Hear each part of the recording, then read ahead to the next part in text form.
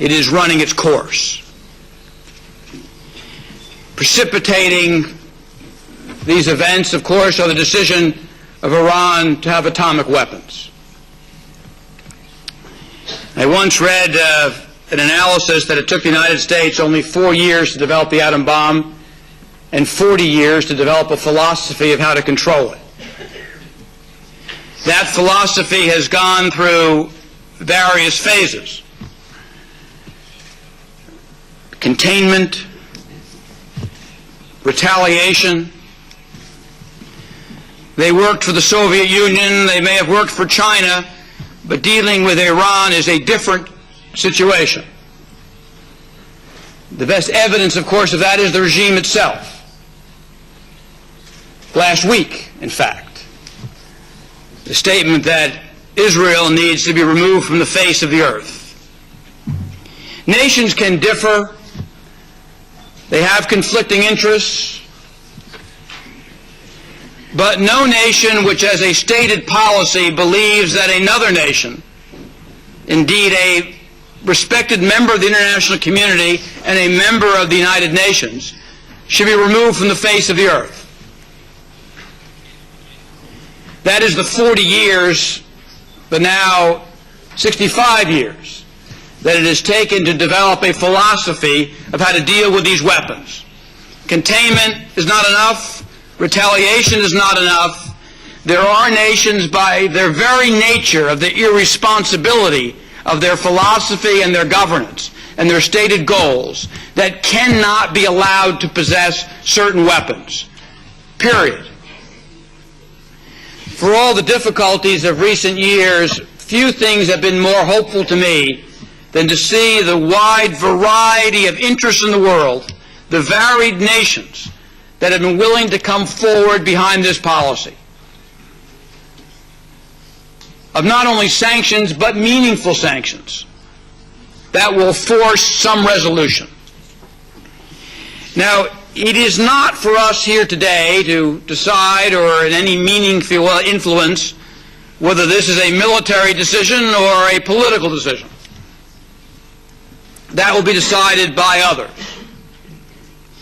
But in my life's experience, success requires dealing with issues, as we say, around the curve. And whether or not the Iranian situation is resolved militarily or economically or politically, for us today, the responsibility is the same. And that is, who will fill this vacuum? And what will the political realities be within Iran when the mullahs fail, as inevitably they will fail?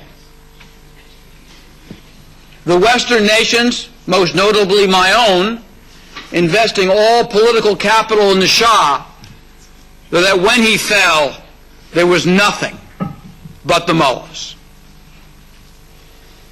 Is this a difficult lesson for us to learn? As I've suggested, I could not write the scenario of how the mullahs fall, only the inevitability of the fact that they will fall. And you can tell by the speed of events that it will be soon.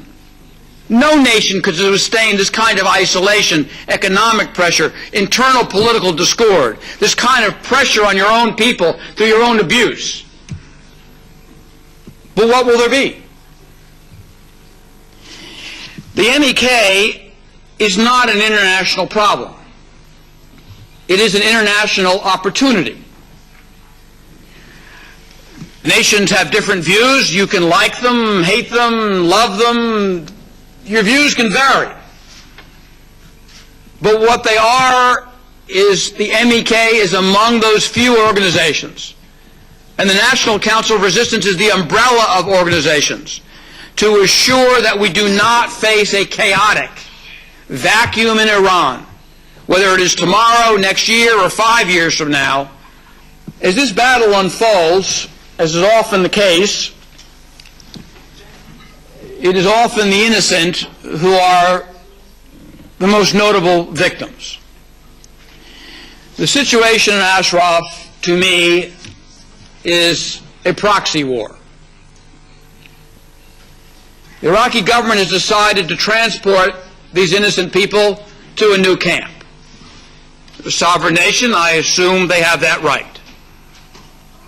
But they don't have the right to deny them the ability to live in safety, or basic human rights, or meet basic human needs, or not be oppressed by police forces, or lacking contact with the outside world, with the ability to express. Certainly they don't have the right to move them and not define the circumstances under which they would live.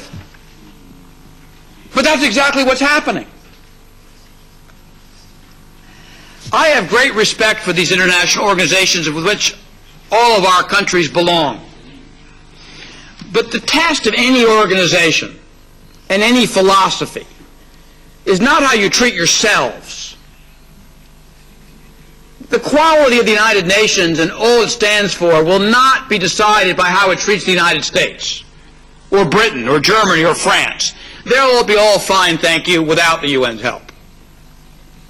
The quality of our international organizations is how it treats the weakest, the smallest, the most vulnerable, those in need.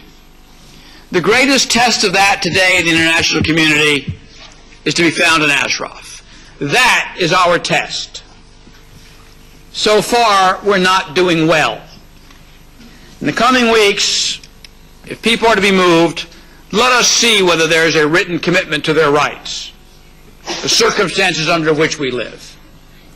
That will tell us a lot about ourselves and our countries. And then let us only hope that we are all wise enough to see through this policy of denying the mullahs the weapons they seek. That'll tell us a lot of whether we've learned anything about history. And indeed, then, whether or not we embrace the Iranian opposition sufficiently to ensure that when the curve of history turns, there is someone prepared to help govern that country and bring it back and steer it back into the international community. Thank you all very much.